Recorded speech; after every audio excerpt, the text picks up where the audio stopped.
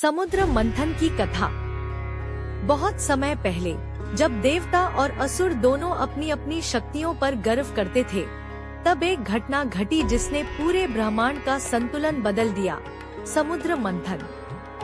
देवताओं के गुरु बृहस्पति और असुरों के गुरु शुक्राचार्य के बीच संघर्ष बढ़ रहा था। एक दिन असुरों ने देवताओं पर विजय पा ली और स्वर्ग पर अधिकार कर लिया। अपनी हार से दुखी देवता भगवान विष्णु के पास पहुँचे। विष्णु ने उन्हें धैर्य बंधाया और कहा, सागर के गर्भ में अनेक दिव्य रत्न छुपे हैं, उनमें से एक अमृत भी है। यदि तुम असुरों के साथ मिलकर समुद्र मंथन करोगे और अमृत प्राप्त कर लोगे, तो तुम फिर से बलवान हो जाओगे। देवताओं को यह सुझाव उचित लगा, पर असुरों को मनाना आसान नहीं था।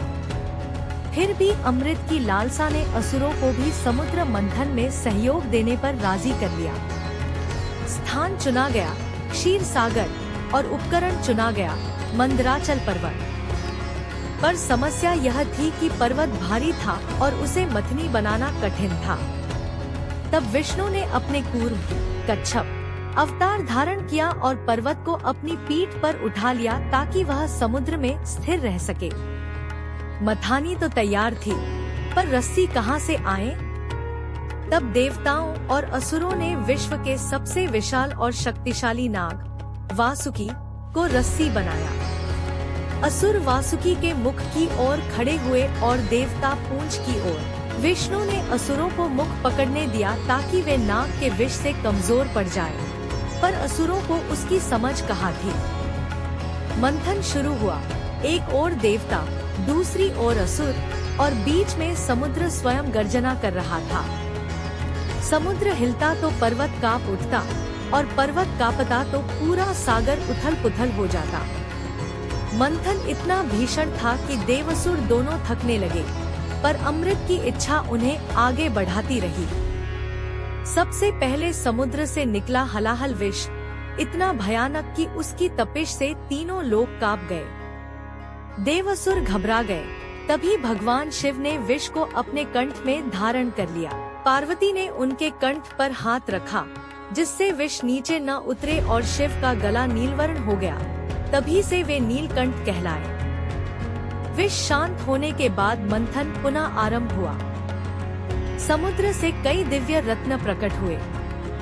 कामधेनु, ऐरावत, उच्च हैश्रवा घोड़ा, कौस्तुभ मणि, कल्प वृक्ष, अप्सराएं, ये सभी देवताओं को प्राप्त हुए।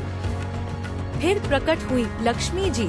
स्वयं श्रीहरि विष्णु ने उन्हें स्वीकार किया। उनके आने से देवताओं के मन में नई ऊर्जा उत्पन्न हुई। अंततः समुद्र से निकला धन्वंतरी कलश, जिसमें अमृत भरा हुआ था। यह देखते ही असुर अमृत लेकर भागने लगे। देवताएं चिंतित हो उठे। तभी विष्णु ने मोहिनी रूप धारण किया, एक अप्रतिम सुंदरी के रूप में। असुर उसके मोह में फंस गए और अमृत बांटने का कार्य मोहिनी को सौंप दिया। मोहिनी ने सबसे पहले देवताओं को अमृत पिलाया। असुरों को इसका पता तब चला जब लगभग देर हो चुकी थी।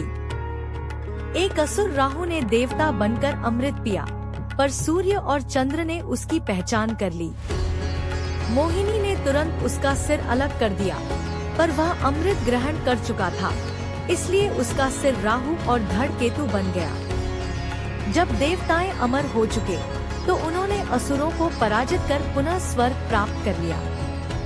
अमृत का प्रभाव देवताओं को लौटा और असुर अपनी लालसा व क्रोध के कारण फिर हार गए। समुद्र मंथन केवल रत्नों या अमृत की कहानी नहीं है, यह धैर्य, सहयोग और विवेक की सीख देता है। यह कथा बताती है कि जब तक हम अपने लक्ष्य की ओर एक साथ प्रयास करते हैं, तब तक असंभव भी संभव हो जाता है।